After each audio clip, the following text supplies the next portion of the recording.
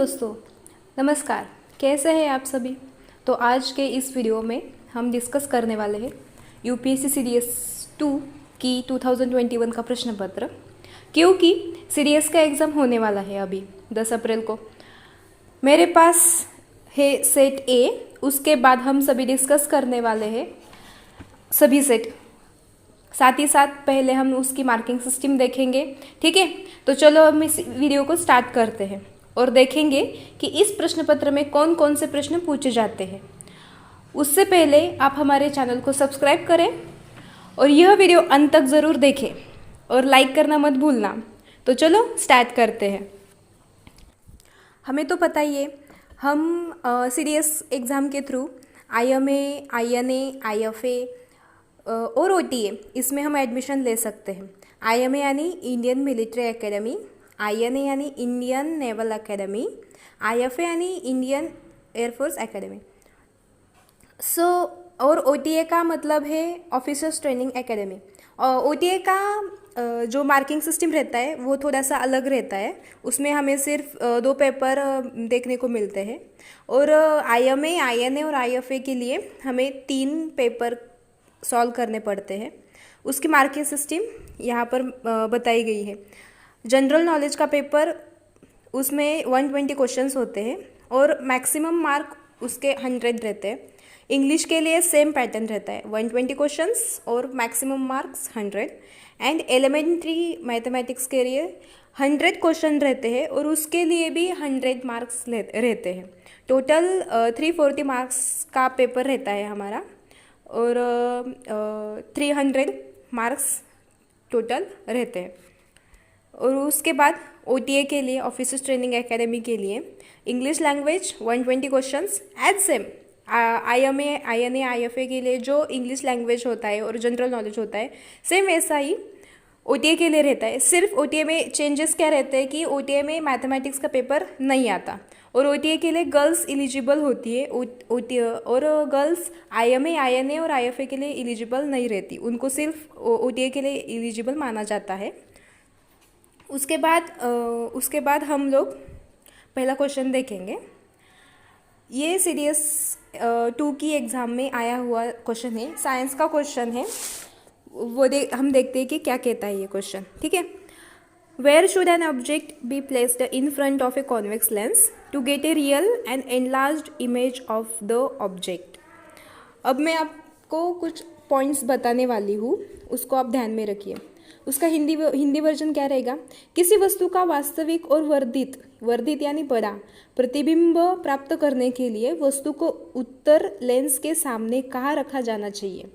उसके ऑप्शन से at twice the focal length, at infinity, between the principal focus and twice the focal length, beyond twice the focal length. Okay, अब मैं आपको कुछ points बताने जा रही हूँ, वो आपको ध्यान में रखने हैं। ठीक है, चलो, ये हमारी लाइन है और हमने यहाँ पे एक कॉन्वेक्स लेंस प्लेस किया। ठीक है, ये यहाँ पे हमने हमारा सेंटर लिया, तो यह हमारा सेंटर होगा। यहाँ पर हम 2 पॉइंट्स मार्क करेंगे। ये हमारा होगा F1 एंड ये होगा F2। और उसके बाद हम उसी डिस्टेंस के, यानी सेंटर से F1 का जो डिस्टेंस होगा वही सेंटर से यहाँ पर हम 2F1 लेंगे, जो कि उसके डबल होगा, और यहाँ पे 2F2 लेंगे, वो F2 के डबल होगा। ठीक है, तो हमारे यहाँ पर कुछ कंडीशंस है। अगर हमने ऑब्जेक्ट को बियॉन्ड 2F1 यानी कि यहाँ पर अगर हमने प्लेस किया तो क्या होगा? हमारी जो इमेज की पोजीशन हमें मिलेगी वो कहाँ पे मिलेगी? Between F2 end 2F2, that is यहाँ पे। ठीक है, हमारी रेस कहाँ पे? ये वाला यहाँ से जाएगा और ये वाला यहाँ से जाएगा, ये यहाँ पे। तो ये हमारी इमेज हमें मिलेगी। ठीक है, इससे ये इमेज कैसे मिलेगी हमें? Real, inverted end smaller. उसके बाद एट इन्फिनिटी,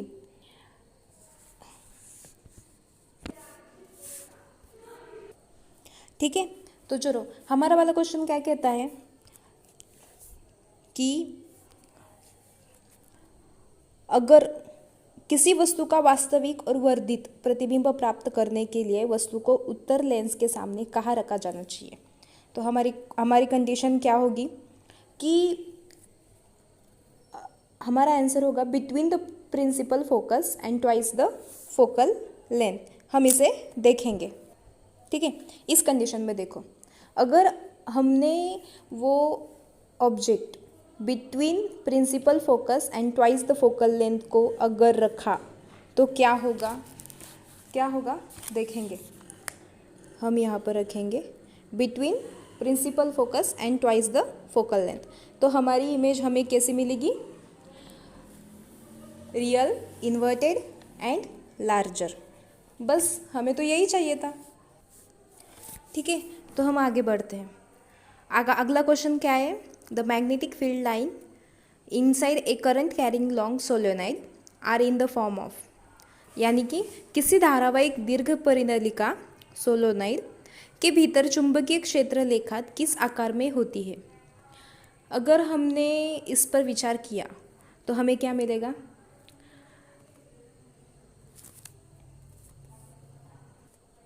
तो हमारा आंसर होगा पैरेलल स्ट्रेट लाइन, ठीक है। तो अगले क्वेश्चन पे बढ़ते हैं। A ray of light travelling from a rare medium to denser medium, यानी कि जब कोई प्रकाश किरण किसी विरल माध्यम से किसी सघन माध्यम में गमन करती है तो क्या घटित होता है। अगर हम इस पे विचार करें तो हम इस पे एक, मैं आपको बताती हूँ, मैं एक फिगर के माध्यम से आपको एक्सप्लेन करती हूँ। यहाँ पर हमने एक माध्यम लिया, ठीक है, ये ग्लास है, और हमने दूसरा रेयर मीडियम क्या समझा, वो एयर समझी। ये हमारा नॉर्मल होगा, ठीक है।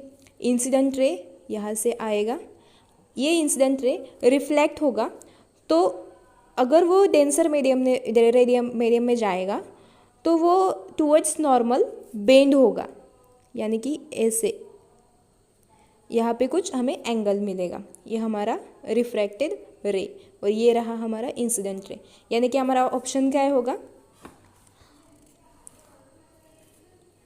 Slows down and bends towards the normal, यानी कि ऑप्शन बी। ओके, ठीक है, चलो आगे बढ़ते हैं। हमारा अगला question, an electric circuit is consisting of a cell, an ammeter and a nichrome wire of length L. If the length of the wire is reduced to half, यानी कि L/2, then the ammeter reading is, Hindi में क्या होगा ये, एक विद्युत परिपथ में एक सेल, एक एमीटर और L लंबाई की एक विक्रम तार सम्मिलित है। यदि तार की लंबाई घटाकर आधी यानी कि L/2 कर दी जाती है तो एमीटर का पान्यांक क्या होगा। अगर हम इस पे गौर करें तो आपको एक फॉर्मूला बताती हूँ, वो क्या होगा, यहाँ पर आप देखें, वो फार्मूला होगा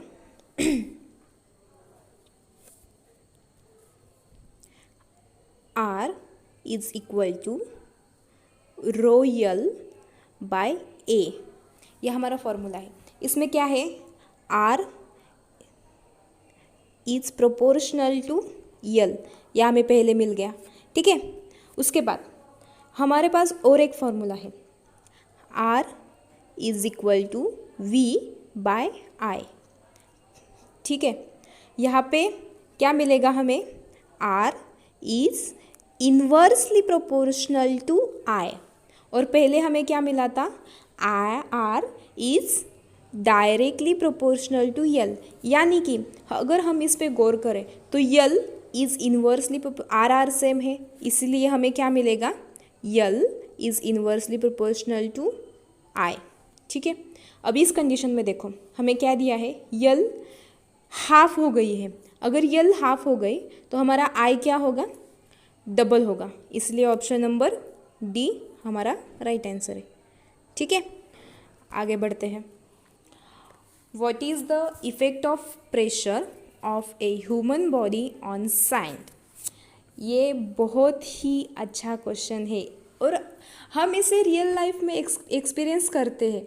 अगर आप कहीं पे सैंड पे जाओ और सैंड पे जाओ तो ठीक है, आप बीच पे जाते हो, बीच पे तो सैंड हमेशा ही रहती है, ठीक है। वहाँ पर आपको ये उदाहरण हमेशा देखने को मिलेगा। क्या है, बालू पर किसी मानव शरीर द्वारा लगने वाले दाब का क्या प्रभाव होता है। अगर आप सैंड पे खड़े हो तो आपके पैर उस सैंड में धंस जाएंगे, लेकिन जब आप लेटे होंगे ना, तो लेटे होंगे तो आपको उस मायने में आप नहीं धंसेंगे। तो इससे हमें ऑप्शन क्या मिलेगा, हम ऑप्शंस देखें। Larger while standing then while lying, smaller while standing then while lying, same while standing और लाइंग। ये तो नहीं, बिल्कुल भी नहीं होगा, क्योंकि सेम ऑप्शन सेम नहीं, इफेक्ट हमारा प्रेशर वहाँ पर सेम नहीं लगता है। Larger while standing during the smaller during and smaller during the night time while lying, ये भी नहीं होगा। तो हमारा ऑप्शन क्या होगा, larger while standing while larger and while lying, larger while standing then while lying, ठीक है। तो आगे देखेंगे अगला question. An athlete completes one round of a circle, an athlete completes one round of circular track of diameter 100 metre in 20 seconds। हमें क्या दिया है यहाँ पे, डायमीटर दी है, ठीक है। देखो यहाँ पे ये रहा हमारा सर्कुलर ट्रैक, इसकी हमें डायमीटर दी है कितनी, 100, ठीक है। और ये सर्कुलर ट्रैक 20 सेकेंड्स में कोई एथलीट्स, किसी भी एथलीट्स का वो कंप्लीट करता है, ठीक है। What will be the displacement, यहाँ पर गौर करो, आपको डिस्प्लेसमेंट पूछी है ना कि डिस्टेंस, ठीक है। आफ्टर 1 मिनट एंड 10 सेकेंड्स, ठीक है। अब आप देखेंगे वो एक राउंड कितनी सेकेंड्स में कंप्लीट करता है, 20 सेकेंड्स, ठीक है। 1 मिनट में अगर हम 1 मिनट को अगर हम 20 सेकेंड्स से डिवाइड करें तो कितना होगा, 1 मिनट यानी 60 सेकेंड्स, यानी कि 3 होगा। यानी कि 1 मिनट में वो एथलीट 3 राउंड कंप्लीट करेगा और 10 सेकेंड्स में यानी कि हाफ, यानी कि वो आधा राउंड कंप्लीट करेगा। अब 3 राउंड यानी वो 3 राउंड कंप्लीट कर रहा है, यानी कि वो स्टार्ट यहाँ से अगर उसने स्टार्ट किया, कहाँ से, अगर उसने यहाँ से स्टार्ट किया तो वो यहाँ पे 1 राउंड कंप्लीट करके फिर यहाँ पर आएगा, तो उसका डिस्प्लेसमेंट क्या होगा, उसका डिस्प्लेसमेंट 0 होगा। अगर वो 3 राउंड कंप्लीट कर रहा है तो उसका डिस्प्लेसमेंट ऑब्वियसली 0 होगा। तो हमारे ऑप्शन में 0 0 कहाँ पे है, A and C. So B and D option cancel out. Then 10 second में वो हाफ राउंड कंप्लीट कर रहा है। अगर उसने यहाँ से स्टार्ट किया, यहाँ से, तो वो यहाँ से हाफ राउंड यहाँ पर आएगा। डिस्प्लेसमेंट यानी क्या होता है, शॉर्टेस्ट डिस्टेंस, ठीक है। हम ये नहीं लेंगे डिस्टेंस, ये वाला, हम उसका कौन सा लेंगे, ये वाला शॉर्टेस्ट डिस्टेंस होगा हमारा। वो कितना है, हमें ऑलरेडी क्वेश्चन में दिया है 100 मीटर, यानी कि हमारा ऑप्शन क्या होगा, C is the right answer. Okay, ठीक है। चलो अगले क्वेश्चन पे बढ़ते हैं। अगला क्वेश्चन क्या होगा हमारा, अगला क्वेश्चन ये रहा।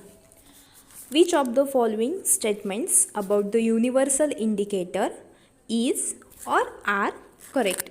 अगर हमें क्वेश्चन में इज और आर दिया गया है तो हमारे 1 और उससे भी ज़्यादा ऑप्शंस करेक्ट होने वाले हैं यहाँ पे, ठीक है।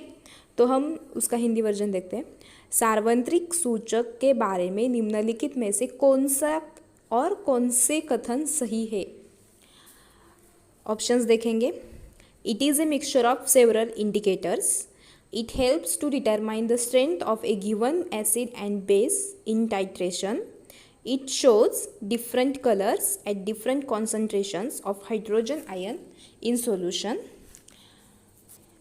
तो देखो यूनिवर्सल इंडिकेटर्स क्या होते हैं? Universal indicators are used to indicate alkalinity और एसिडिटी ऑफ सॉल्यूशन। अब अल्कलिनिटी और एसिडिटी क्या हो, आप सबको तो पता ही रहेगा, क्षारीयता और अम्लता। तो हमारे इस ऑप्शन में it is mixture of several indicators, ये तो हमारा सही होगा।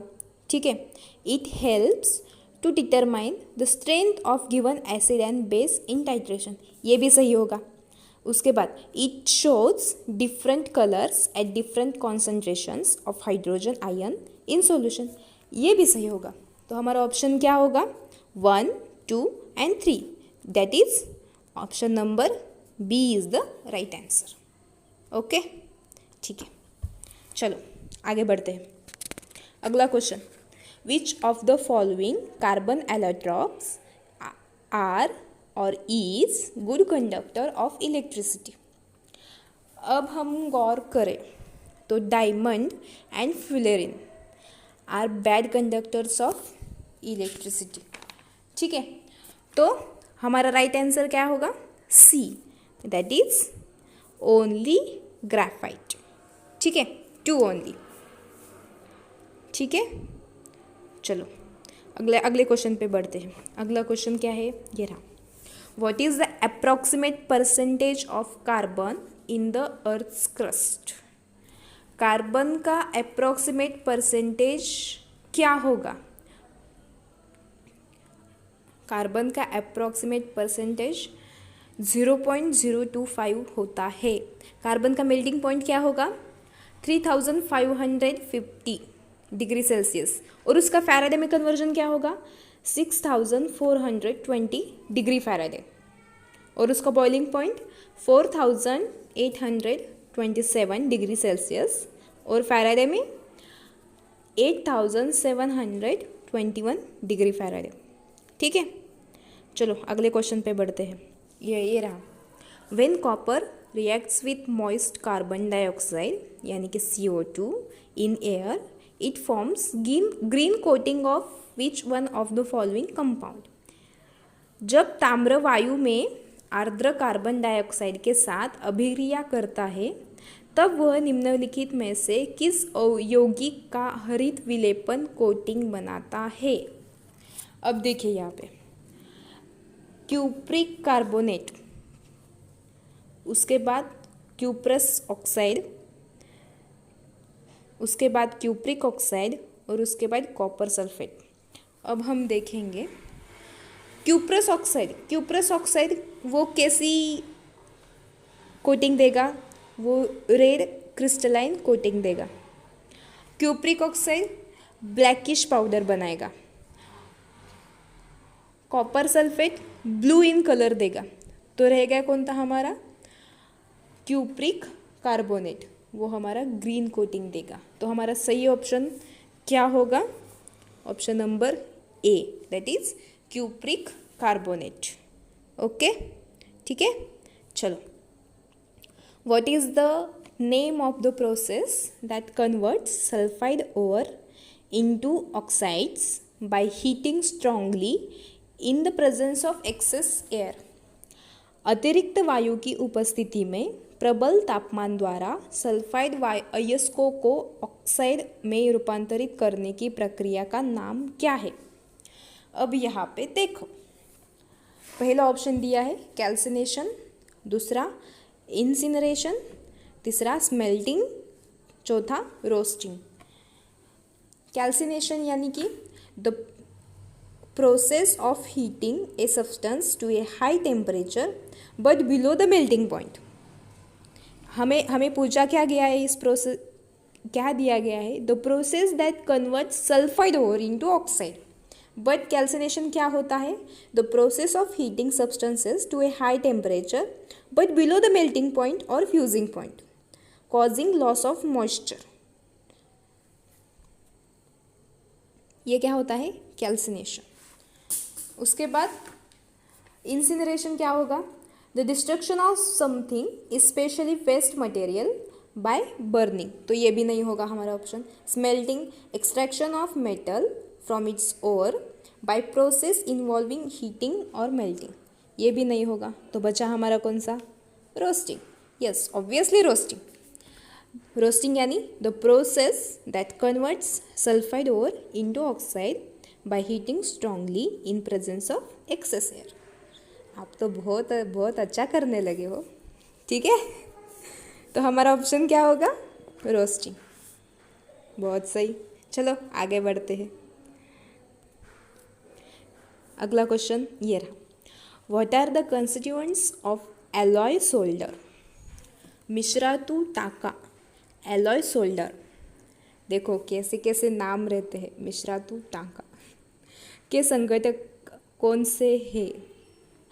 देखो एलॉय सोल्डर, यहाँ पर अब मुझे बताओ, आपको सिंबल्स के साथ नाम बताने आते हैं? पीबी, पीबी यानी क्या होगा हमारा? पीबी यानी लेड, एंड एसएन यानी टीन। उसके बाद जेरियन यानी जिंक, एसआई यानी सिलिकॉन, सीओ यानी कोबाल्ट। तो हमारे यहाँ पर ऑप्शन क्या होगा? PB end SN. पीबी का यानी कि लेड का परसेंटेज होता है 40%, हम उस पर यूज़ करते हैं, और टीन का रहता है 60%, यानी कि हम 60% टीन लेंगे और 40% लेड लेंगे, तो उससे constituents of alloy solder, solder के एलॉय बनेंगे। ठीक है, आगे चलो। Which of the following limits the number of trophic levels in a food chain? यानी कि निम्नलिखित में से कौन सा किसी खाद्य श्रृंखला में पोषण रीतियों की संख्या को सीमित करता है? तो इसका आंसर होगा decrease in the available energy at higher trophic levels, यानी कि उच्च ट्रॉपिक स्तर पर उपलब्ध यानी कि अवेलेबल एनर्जी में घट होना। Decrease in the available energy at higher trophic level, यानी कि ऑप्शन नंबर हमारा होगा b. Okay, b is the right answer. चलो आगे अगले क्वेश्चन पे बढ़ते हैं। इन पी, पी यानी मटर, ठीक है, मटर का पौधा। In pea a pure tall plant यानी कि TT is crossed with a short plant TT.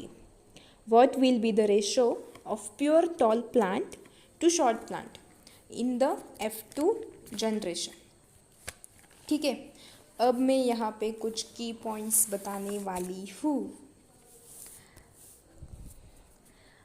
अगर हम इसका देखेंगे जनरेशन, F2 जनरेशन, ये हमारा TT है। ठीक है, ये थोड़ा सा आप समझ लीजिए,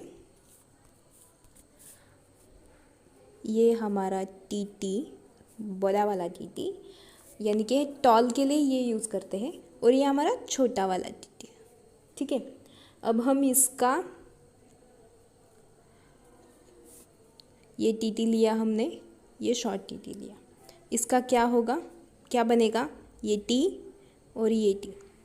उसके बाद यहाँ पे क्या बनेगा?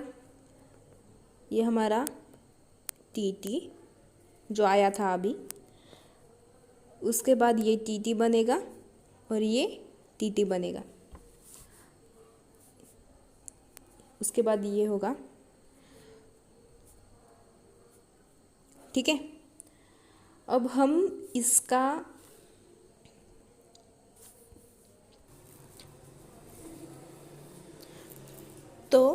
इसका क्रॉसिंग करेंगे। ठीक है, पहले हमने ये वाला टी लिया, उसके बाद हमने ये वाला टी लिया, यानी कि हमारा पहला क्रॉस क्या होगा? ये वाला टी लिया और ये वाला टी लिया। उसके बाद ये इस वाले टी को हम कंसिडर करते हैं। इसके लिए हमने क्या लिया? पहले ये वाला टी और उसके बाद सेम ये वाला टी लेंगे, तो उसका क्या होगा? Small T, capital T.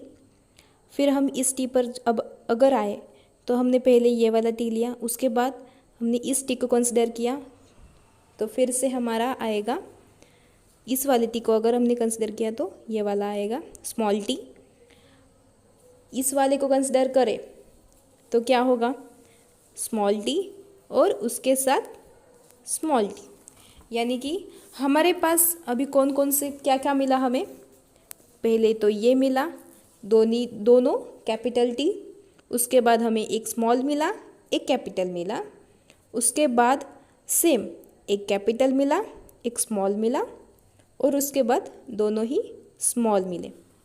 तो हमें पूछा क्या गया है, what will be the ratio of pure, यहाँ पर हाइब्रिड पूछा है क्या, ये दोनों हो गए हाइब्रिड, हमें क्या पूछा है प्योर, तो इसके लिए ये दोनों प्योर हो गए क्योंकि ये तो पूरा स्मॉल होगा ये और ये पूरा कैपिटल होगा, तो प्योर टॉल टू शॉर्ट, ये टॉल होगा ये शॉर्ट होगा, इसका रेशो क्या होगा 1:1।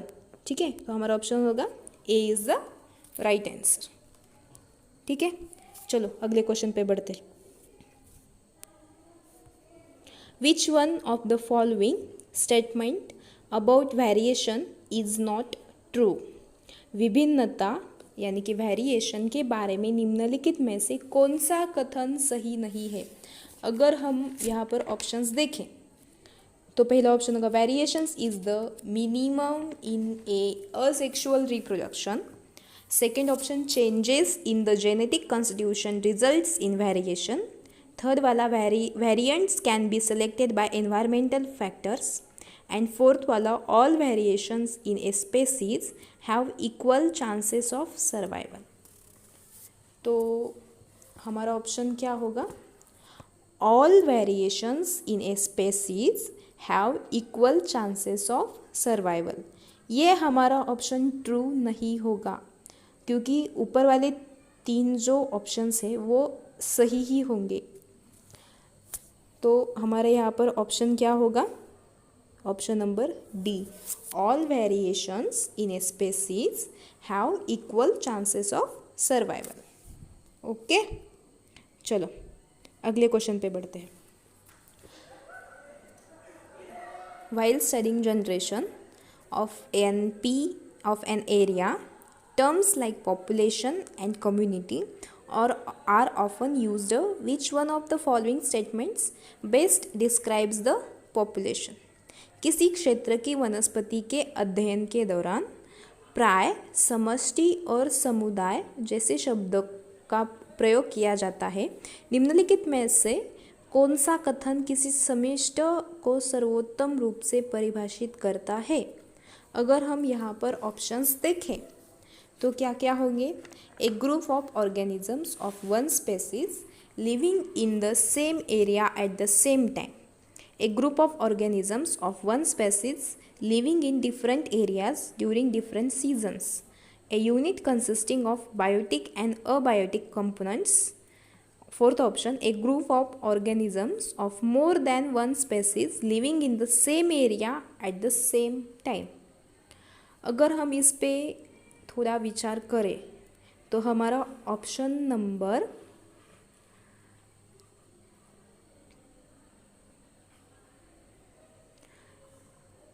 ए करेक्ट होगा, a group of organisms of one species living in the same area at the same time। Okay, next question पे बढ़ते हैं।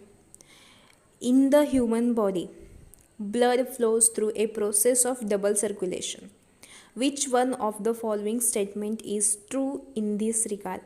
मानव शरीर में रक्त का प्रवाह परिसंचरण प्रक्रिया के माध्यम से होता है। इस संबंध में निम्नलिखित में से कौन सा कथन सही है। सही वाला कथन पूछा गया है।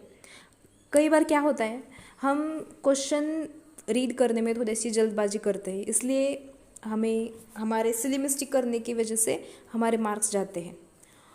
हम ऑप्शंस देखेंगे। Oxygenated blood reaches the left side of the heart from the lungs, blood in the left side of the heart is poor in the oxygen and is brought to the right side of the heart.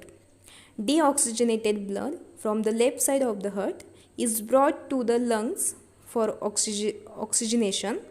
And fourth option, oxygenated blood from the right side of the heart is sent around the body. यहाँ पर हमारा option क्या होगा? Oxygenated blood reaches the left side of the heart from the lungs. जो हमारा blood रहता है ना, वो लेफ्ट साइड से रीच करता है कहाँ पे? Heart from the lungs, lungs के थ्रू हार्ट में लेफ्ट साइड में रीच करता है। ठीक है, तो आज हम यहीं तक पढ़ेंगे। जो अगले क्वेश्चंस हैं वो हम नेक्स्ट लेक्चर में देखेंगे। ठीक है, अगर आपको ये वीडियो पसंद आई तो हमारे चैनल को सब्सक्राइब ज़रूर करें और लाइक करना मत भूलना। ठीक आहे, थँक्यू। नमस्कार मित्रांनो, कसे आहात सगळे? तर आजच्या या व्हिडिओमध्ये आपण UPSC सीरीज 2 ची प्रश्नपत्रिका बघणार आहोत। कारण UPSC सीरीज ची एक्झाम जवळ आली आहे। 10 एप्रिलला एक्झाम आहे, हे तर आपल्या सर्वांना माहीतच आहे। आज मी 2021चा सेट ए एक्सप्लेन करणार आहे। त्याच्यानंतर आपण बाकीचे सेट बघूयात आणि त्या अगोदर मी तुम्हाला पेपरची मार्किंग सिस्टीम पण सांगणार आहे। तर चला आपण व्हिडिओला सुरुवात करूया। त्या अगोदर तुम्ही चॅनलला सबस्क्राइब करायला विसरू नका आणि व्हिडिओला शेवटपर्यंत नक्की बघा आणि लाईक करायला मात्र विसरू नका। तर चला सुरुवात करूया। तर सर्वात पहिल्यांदा आपण पेपरची मार्किंग सिस्टीम पाहूया। आपल्याला सर्वांना माहीतच आहे, सीरीज एक्झाम ही IMA, INA आणि IFA यांच्यामध्ये ॲडमिशन घेण्यासाठी कंडक्ट केली जाते। IMA म्हणजे इंडियन मिलिटरी अकॅडमी, INA म्हणजे Indian naval academy, IFA means Indian air force academy. याचबरोबर आपल्याला CDSE एक्झाम थ्रू OTA म्हणजेच ऑफिसर्स ट्रेनिंग अकॅडमीमध्ये पण ॲडमिशन घेता येतं। OTA साठी फक्त मुली इलिजिबल असतात, त्याचबरोबर मुलंही देऊ शकतात OTA एक्झाम। पण IMA, INA आणि IFA यासाठी फक्त आणि फक्त मुलं इलिजिबल असतात। तर त्याच्यासाठी आपण क्रायटेरिया बघूया। या एक्झामसाठी जनरल नॉलेज, इंग्लिश लँग्वेज आणि एलिमेंटरी मॅथमॅटिक्स असे 3 पेपर असतात। तिन्ही पेपरला 2-2 तासाचा वेळ असतो। जनरल नॉलेजमध्ये 120 क्वेश्चन्स असतात, त्यासाठी मॅक्सिमम मार्क्स 100 दिले जातात।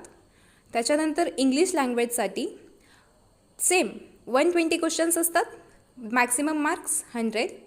त्यानंतर एलिमेंटरी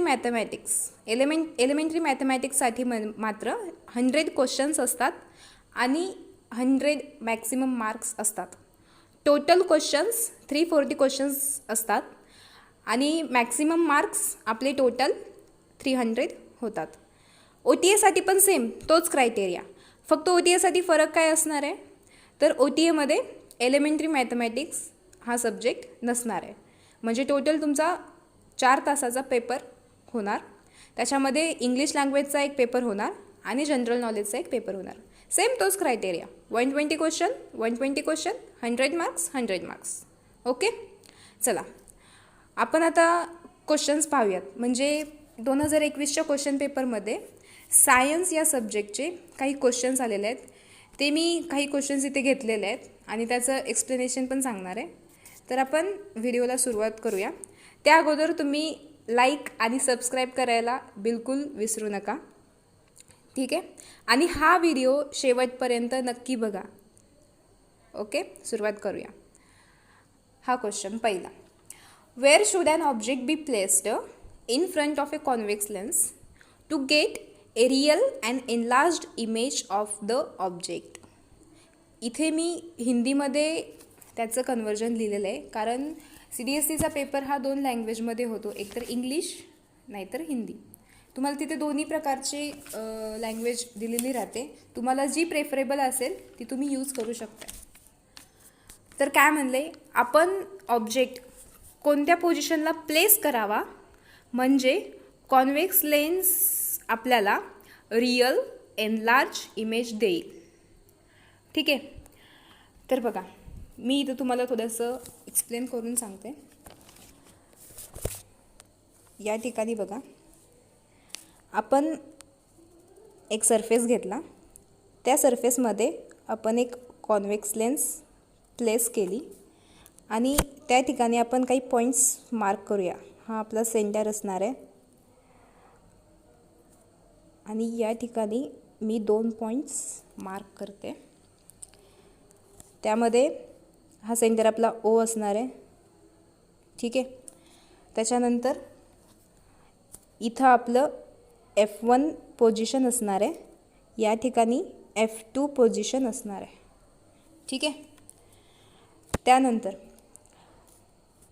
सेंटरपासून F1 पर्यंत जे डिस्टन्स आहे तेवढंच सेंटरपासून डबल डिस्टन्स घेऊन आपण 2F1 मार्क करणार आहोत.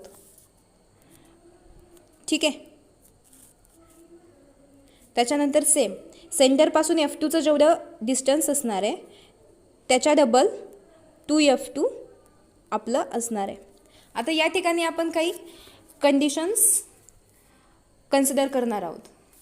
जर आपण आपली इमेज ॲट 2F1 जर प्लेस केली, कुठं 2F1 या ठिकाणी, तर आपल्याला जी इमेज भेटणार आहे ती real, inverted and of same size, real, inverted and same size अशी भेटणार आहे. ही झाली आपली पहिली कंडिशन. त्याच्यानंतर दुसरी कंडिशन आपण कन्सिडर केली, जर आपण तो object between F1 and 2F1 that is कुठं इथं जर आपण तो ऑब्जेक्ट प्लेस केला तर आपल्याला जी इमेज भेटणार आहे real, inverted and larger, real, inverted and larger. आपल्या क्वेश्चनमध्ये आपल्याला कंडिशन काय विचारले ते बघा. Where should an object be placed in front of a convex lens. Convex लेन्सच्या फ्रंटला आपण तो ऑब्जेक्ट कुठं प्लेस करणार म्हणजे आपल्याला रियल एनलार्ज इमेज मिळेल. आत्ताच आपण थर्ड कंडिशन पाहिली, कोणती? Between F1 and 2F1 that is between principal focus and twice the focal length. आपण काय मानलेलं होतं, F1 जो होता सेंटरपासूनचं F1 जे डिस्टन्स होतं त्याच्या दुप्पट डिस्टन्स सेंटरपासून 2F1चं होतं, म्हणजे ते किती झालं? डबल. कशाच्या? ट्वाईस, दॅट इज फोकल लेंथच्या ट्वाईस. सो ऑप्शन नंबर आपला कोणता बरोबर असणार आहे? Option number c is the right answer.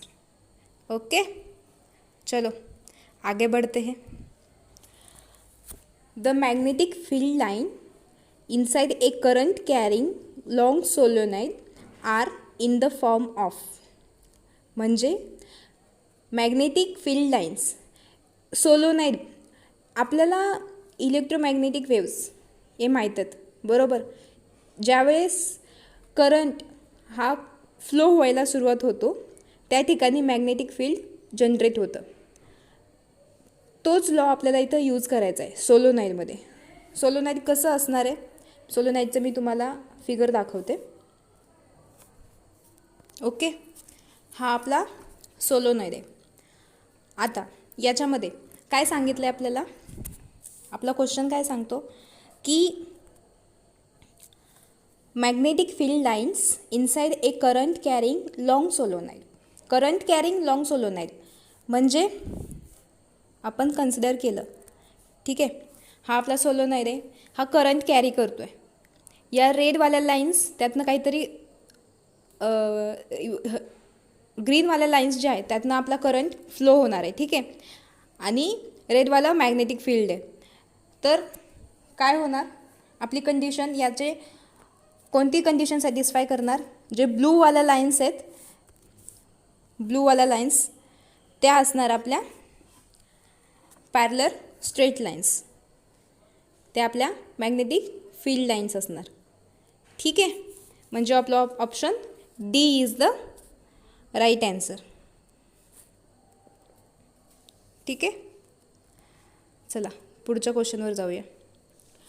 A ray of light travelling from a rare medium to denser medium. काय म्हटले? खाली हिंदीमध्ये बघा, जब कोई प्रकाश किरण किसी विरल माध्यम से किसी सघन माध्यम में गमन करती है तो क्या घटित होता है. म्हणजे इथं काय सांगितलं आपल्याला की एखादा लाईट रे जेव्हा रेअरर मीडियममधून डेन्सर मीडियममध्ये एंटर करणार आहे तर त्याच्यामध्ये काय चेंजेस होतात. या ठिकाणी बघा,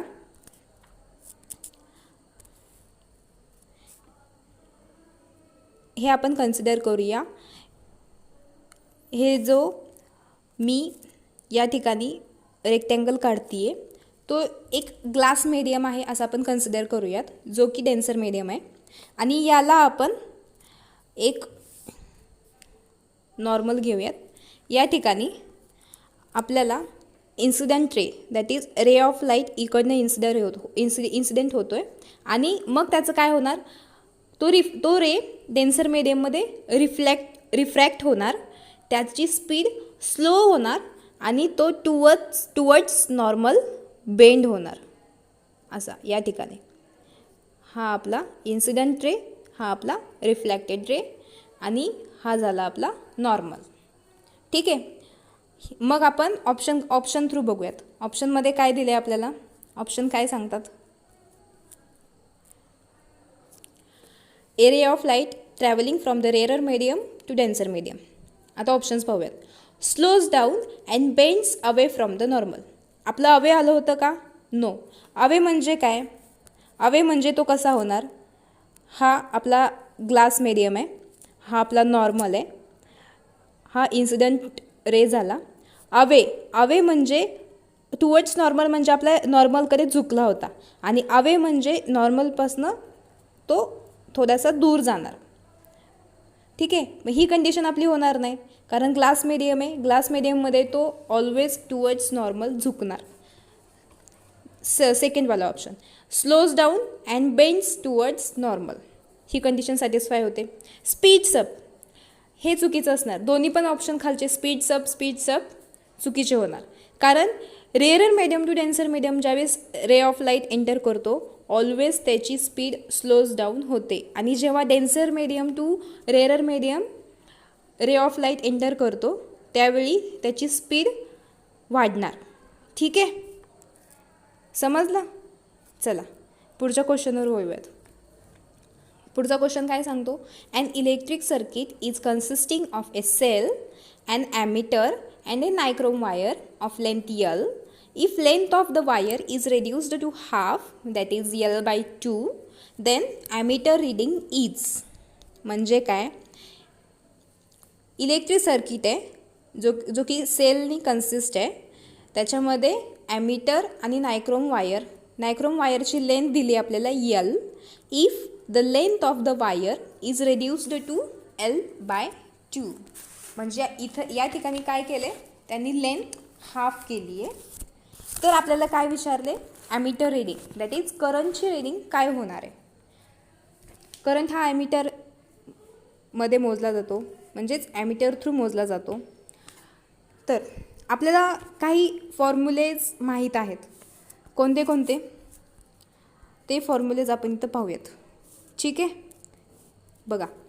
पहिला formula, resistance R is equal to rho L by A. हा फॉर्म्युला जर आपण कन्सिडर केला तर यामध्ये R is directly proportional to L दिसते. ठीक आहे, आपण हे कंडिशन नंबर 1 घेऊया, हे कन्सिडर करूया. लक्षात ठेवा, R is directly proportional to L. ठीक आहे. दुसरी कंडिशन बघा. दुसरा फॉर्म्युला कोणता आपल्याकडं, R resistance is equals to V by I. हा आपला दुसरा फॉर्म्युला आहे. ठीक आहे, याच्यामध्ये आपण जर कन्सिडर केलं तर R हे इन्व्हर्सली प्रोपोर्शनल टू I दिसत आहे आपल्याला इथं. ठीक आहे, आपली पहिली कंडिशन काय होती की R हे डायरेक्टली प्रोपोर्शनल टू L आहे आणि R हे इन्व्हर्सली प्रोपोर्शनल टू L दिसते इथं आणि R हे इन्व्हर्सली प्रोपोर्शनल टू I दिसते. मग आपण असं कन्सिडर करू शकतो आहे की L is inversely proportional to I. Is it right? बरोबर आहे, होऊ शकतं. L is inversely proportional to I. बरोबर. मग आपल्याला या क्वेश्चनमध्ये कंडिशन काय दिली आहे, त्या वायरची length, that is length means this is length, length किती दिली आहे, हाफ झाली आहे लेंथ हाफ केली आहे, म्हणजे ऑब्वियसली इन्व्हर्सली प्रोपोर्शनल असल्यामुळं करंट काय होणार, त्याचा स्क्वेअर होणार. बरोबर. करंट काय होणार, स्क्वेअर, दॅट इज करंट हा आपला डबल होणार. काय होणार,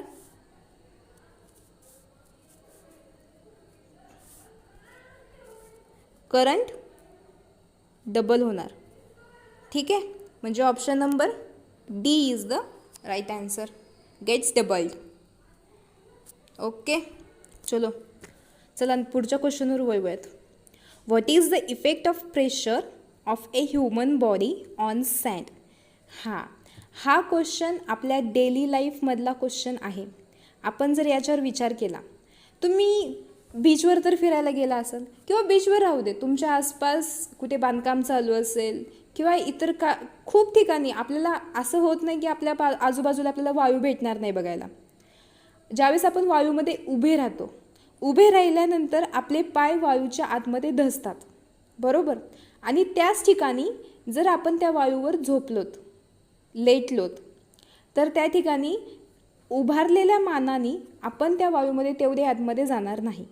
बरोबर. तोच डे टू डे लाईफमधलं एक्झाम्पल या ठिकाणी आपल्याला क्वेश्चन विचारला आहे. कॉमन सेन्स म्हणजे थोडासा विचार करायचा प्रश्न आहे फक्त. म्हणजे काय सांगितलं इथं, what is the effect of pressure. तुम्ही जेवढ्या आतमध्ये जात आहे ते तुमच्या बॉडीचं प्रेशरच असणार आहे ना, त्या सँडवर लावलेलं. ठीक आहे. What is the effect of pressure of a human body on sand. आपण ऑप्शन्स बघूयात. जर आपण विचार केलेलं ऑप्शन जर असेल तर बरोबर ते आपलं बरोबर असणार आन्सर. काय म्हटले, आपण उलटं जाऊयात. Larger while standing during and smaller during the night time while lying. म्हणजे इथं काय म्हणले, जेव्हा तुम्ही डे टाईमला स्टँड करताय त्या वायूवर, त्यावेळी तुमचं प्रेशर जास्त असणार आहे, आणि नाईट टाईमला ज्यावेळी तुम्ही झोपताय त्या वायूवर त्यावेळी स्मॉलर असणार आहे. हा ऑप्शन तर बिलकुल नसणार आहे, कारण प्रेशरमध्ये टेम्परेचरचा काही परिणाम होणार नाही, चेंज होणार नाही. Same while standing or lying, same तर ऑब्वियसली नसणार आहे. बरोबर. ठीक आहे. Smaller while standing and while lying. काय म्हणलं आहे, स्मॉलर व्हाईल स्टँडिंग दॅन लाईल, हे तर बिलकुल नसणार आहे, कारण लाईंग ज्यावेळेस आपण झोपतोय त्यावेळी कमी प्रेशर लागणार आहे उभारल्यापेक्षा. म्हणून आपला ऑप्शन नंबर 1 बघा, larger while standing than lying. Obviously हाच ऑप्शन असणार आहे. मी पहिल्यांदा सांगितलं होतं काय, लार्जर की आपण जेव्हा उभे असणार आहे त्यावेळेस प्रेशर लार्ज असणार आहे, त्यामुळे तुम्ही जास्त आतमध्ये धसताय त्या वायूच्या, आणि झोपल्यानंतर तुम्ही कमी धसताय, म्हणजे तुमचं प्रेशर कमी लागतोय. ठीक आहे. म्हणजे आपला ऑप्शन नंबर काय येणार या ठिकाणी, option number A is the right answer. Okay. चलो आगे बढ़ते हैं. आता N athlete completes one round of a circular track of diameter 100 meter in 20 seconds. काय म्हणलं आहे आपल्याला या ठिकाणी, इथे बघा, आपल्याला एक ॲथलेट आहे जो की एक राऊंड कंप्लीट करतो आहे. ट्रॅक कोणता आहे, सर्क्युलर ट्रॅक दिलेला आहे आपल्याला, आणि तो ॲथलेट एक राऊंड कंप्लीट करून, म्हणजे तो या सर्क्युलर ट्रॅकवर हा असा राऊंड कंप्लीट करून त्याच ठिकाणी येतो आहे. त्या सर्क्युलर ट्रॅकची आपल्याला डायमीटर किती दिले, आपल्याला डायमीटर ही दिले 100. बरोबर. आणि तो हा पूर्ण सर्कल किती सेकंड्समध्ये कंप्लीट करतो, 20 सेकंड्समध्ये. तर आपल्याला पुढे काय विचारले, तुमचं वाचण्यामध्ये किती लक्ष आहे ते या क्वेश्चनवरनं समजतं. आपण काय समजतो, डायमीटर दिले, 20 सेकंड्स दिलेत. नॉर्मली डिस्प्लेसमेंटच्या ठिकाणी आपण डिस्टन्स वाचतो गडबडीमध्ये, त्याला डिस्टन्स समजतो आणि आपण इथं चुकी करतो. आणि ऑप्शन्स पण तसे दिलेले आहेत बरं का, त्याच्यामुळे नीट विचार करा. मग काय पुढचं काय, what will be the displacement. Displacement means काय, the shortest distance between initial point that is starting point and end point. बरोबर. जर तुम्ही सर्क्युलर ट्रॅकवर आहात आणि तुम्ही स्टार्टिंग पॉईंट, समजा तुमचा स्टार्टिंग पॉईंट हा आहे, इथून तुम्ही तुमचा सर्क्युलर राऊंड सुरू करताय. तुम्ही सुरू केलं आहे आणि इथून वापस इथंपर्यंत आला आहे. मग तुमचं स्टार्टिंग पॉईंट आणि एंड पॉईंट सेम तिथंच आहे. मग तुमचं डिस्प्लेसमेंट किती होणार? ऑब्वियसली 0 होणार. बरोबर. तर काय म्हणलं इथं बघा, काय म्हणलं आहे आपल्याला या ठिकाणी 100 मीटर डायमीटर दिले 20 सेकंड्समध्ये एक राऊंड कंप्लीट करतो आहे. पुढे मिनिट किती दिलेत? After 1 minute. आता आपण 1 मिनिट जर कन्सिडर केला, 1 मिनिटमध्ये सेकंड्स किती होणार? 60 सेकंड्स. बरोबर. 60 सेकंड्स. एक राऊंड तो किती सेकंडमध्ये कंप्लीट करतो आहे? 20 सेकंड्स. तर आपण या 20नं जर डिवाईड केलं तर आपल्याला त्याचे टोटल राऊंड्स मिळतील. बरोबर. बरोबर. 20ने डिवाईड केलं 20×60 दॅट इज 3 राऊंड्स. बरोबर. हुशार झाला आहेत तुम्ही. सो 3 राऊंड भेटले आपल्याला. मग तो त्या ॲथलेटनी एका मिनटामध्ये 3 round that is 1 round, 2 round, 3 round. 3 round complete करून तो इथं आला. त्याचं डिस्प्लेसमेंट किती होणार? यस 0. बरोबर. त्याच्यानंतर पुढची कंडिशन काय म्हटले? म्हणजे 0 कोणत्या कोणत्या ऑप्शनमध्ये? ए आणि सी. म्हणजे बी आणि डी ऑप्शन आपला कॅन्सल होणार. मग आपल्याला फक्त ए ऑप्शन एक कन्सिडर करायचं आहे आणि सी ऑप्शन एक कन्सिडर करायचं आहे. ठीक आहे. आता या दोघांमध्ये बघा दुसरी कंडिशन काय म्हणते? 10 सेकंड्स. 20 सेकंडमध्ये तो एक राऊंड कंप्लीट करतो आहे. मग 10 सेकंडमध्ये तो किती राऊंड कंप्लीट करणार? यस राईट, अर्धा राऊंड कंप्लीट करणार. अर्धा राऊंड म्हणजे त्याचं कुठून कुठंपर्यंत? एवढं ते कंप्लीट करणार. मग एवढं जे डिस्टन्स आहे त्याचं शॉर्टेस्ट डिस्टन्स काय होणार? शॉर्टेस्ट डिस्टन्स राईट हेच होणार. त्याचे डायमीटर किती दिले? 100 metre. So which is the right answer? Yes option C is the right answer. ठीक आहे. चला नेक्स्ट क्वेश्चनवर वळूयात. पुढचा question. Which of the following statement about universal indicator is or are right? ज्या ठिकाणी इज ऑर आर दिलेलं असेल त्या ठिकाणी एक किंवा एकपेक्षा जास्त स्टेटमेंट्स बरोबर असू शकतात. हे नेहमी लक्षात ठेवायचं. मला सांगा सगळ्यात पहिले युनिव्हर्सल इंडिकेटर म्हणजे काय? येस, युनिव्हर्सल इंडिकेटर म्हणजे universal indicators are used to indicate alkalinity and acidity of solution. Alkalinity and acidity means क्षारता अँड आम्लता. बरोबर. ठीक आहे. मग युनिव्हर्सल इंडिकेटर आपण शिकलेलं, याच्या आधी सगळं झालेलं आहे आपल्याला, 10th पर्यंत सगळं होऊन गेले. तेच फक्त आपल्याला रिव्हिजन मारायचे आणि त्याच्यावरच बेस्ड सिम्पल बेसिक क्वेश्चन्स येणार आहेत. आता पहिलं स्टेटमेंट आपण कन्सिडर करूयात. It is a mixture of several indicators. बरोबर आहे. युनिव्हर्सल इंडिकेटर सेव्हरल मिक्सचरचं इंडिकेटर असणारच आहे. त्याच्यानंतर it helps to determine the strength of given acid and base in titration. Yes, ते स्ट्रेंथच सांगतं ना आपल्याला की त्याचं ॲसिडिटीचं प्रमाण किती आहे किंवा त्या बेसिस ते किती प्रमाणात बेसिक आहे हेच दाखवतं ना. बरोबर. It shows different colours at different concentrations of hydrogen ion in solution. बरोबर आहे. हे पण बरोबर असणार आहे. कॉन्सन्ट्रेशन ऑफ हायड्रोजन आयन्स दाखवतं युनिव्हर्सल इंडिकेटर. सो आपला ऑप्शन कोणता करेक्ट असणार? Yes, option b is the right answer. 1, 2 and 3. बरोबर. B is the right answer. ठीक आहे.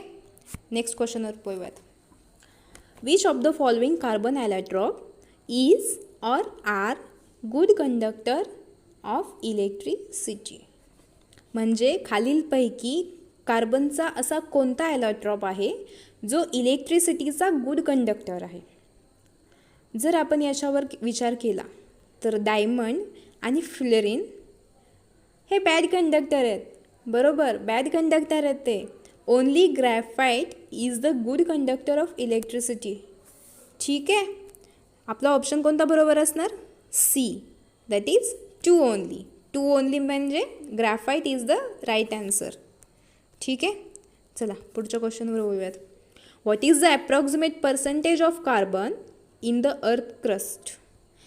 अर्थ क्रस्टमध्ये कार्बनचं ॲप्रॉक्सिमेट पर्सेंटेज काय असेल? कोणाला माहीत आहे? ठीक आहे, मी सांगते, नका टेन्शन घेऊ. कार्बनचं ॲप्रॉक्सिमेट पर्सेंटेज 0.025% एवढंच आहे. कार्बनचा मेल्टिंग पॉईंट माहीत आहे कोणाला? कार्बनचा मेल्टिंग पॉईंट 3550 डिग्री सेल्सिअस. त्याचं फॅराडेमध्ये कन्वर्जन 6420 डिग्री फॅराडे. आणि त्याचं बॉइलिंग पॉईंट काय असेल कार्बनचा? 4827 डिग्री सेल्सिअस. आणि फॅराडेमध्ये 8721 डिग्री फॅराडे. ठीक आहे. मग आपला ऑप्शन कोणता बरोबर असणार? Yes, B is the right answer. Sorry, B is the right answer. Okay. चला पुढच्या क्वेश्चनवर बोलूयात. When copper reacts with moist carbon dioxide CO2 in air, it forms green coating of which one of the following compound? Okay, हा question खूप छान आहे बरं का. आता मला सांगा, क्युप्रस ऑक्साईड हा कसली कोटिंग तयार करतो? ब्लू इन कलर तयार करतो. क्युप्रिक ऑक्साईड ब्लॅकिश पावडर तयार करतं. Copper sulphate red crystalline material तयार करतं. मग राहिला कोणता? बरोबर, क्युप्रिक कार्बोनेट. क्युप्रिक कार्बोनेट हा ग्रीन कोटिंग तयार करणार. ठीक आहे. मग आपला ऑप्शन कोणता बरोबर असणार? यस, ए, क्युप्रिक कार्बोनेट हा ग्रीन कोटिंग तयार करणार. ठीक आहे. चला पुढच्या क्वेश्चनवर बोलूयात. What is the name of the process that converts sulphide ore into oxide by heating strongly in the presence of excess air? आता मला सांगा, कॅल्सिनेशन, इन्सिनरेशन, स्मेल्टिंग आणि रोस्टिंग याचे डेफिनेशन्स मी तुम्हाला सांगते. त्याच्यावरून तुम्ही सांगा मला याचा ऑप्शन कोणता राईट असणार आहे. ठीक आहे. फर्स्टवाला आपण रोस्टिंगपासून सुरुवात करूया.